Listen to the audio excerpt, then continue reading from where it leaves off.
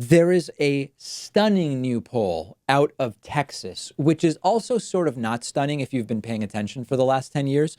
And what the poll tells us is that Texas is no longer a safe Trump state in 2020. This is extraordinary, and the implications are wide reaching. There's a new Univision poll which shows that 40% of registered Texas voters now say they will vote for the Democrat that ultimately wins the primary instead of Donald Trump. Only 33% say that they will vote for Donald Trump in Texas. Once you include undecideds who are leaning one way or the other, the advantage definitely shrinks. It becomes Democrat 47, Trump 42.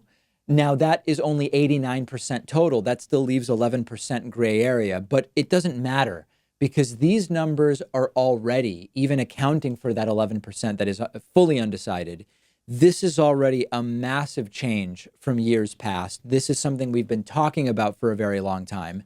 Texas could become a swing state, a purple state, and Donald Trump might be accelerating that to happen even sooner. And a big part of that, as we've been following for years, will be the effect of Hispanic voters who plan to vote for the Democrat, whoever it is, over Donald Trump by a 69-19 margin in Texas. That is a 50-point margin to Donald Trump's disadvantage among Hispanic voters in Texas. Now, let's be crystal clear. This does not mean I expect Donald Trump to lose Texas in 2020. Republicans win Texas often. They've been winning it for a very long time. But if it's even remotely this close, it signals really bad things for Donald Trump nationally. In 2016, Donald Trump won Texas over Hillary by 9 points, okay? 52-43.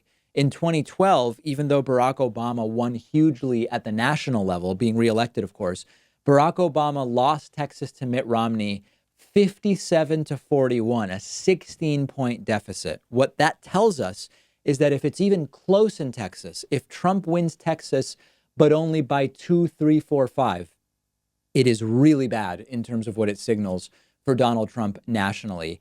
And this is actually, Texas is sandwiched in a bigger story, which is developing, which is that if we get the vote out, and that is a very big if, there's a massive opportunity to put in play states that are not usually in play. All those possibly future purple states are potentially winnable in 2020. Georgia could be in play.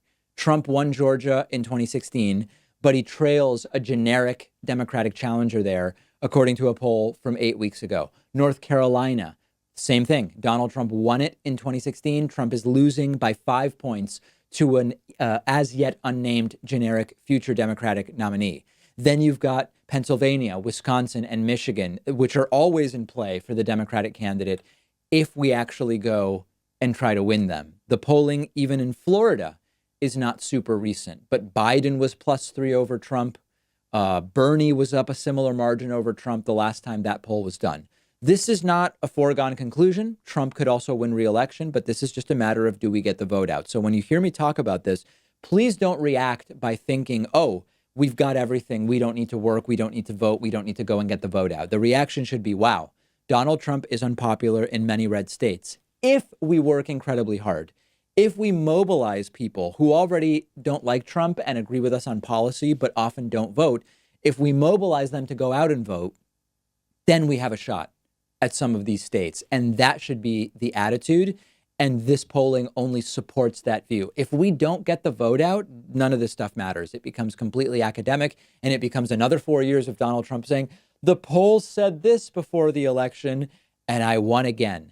I don't want that to happen. I know most people in the audience don't want that to happen. The opportunity is there. We've got to get the vote out.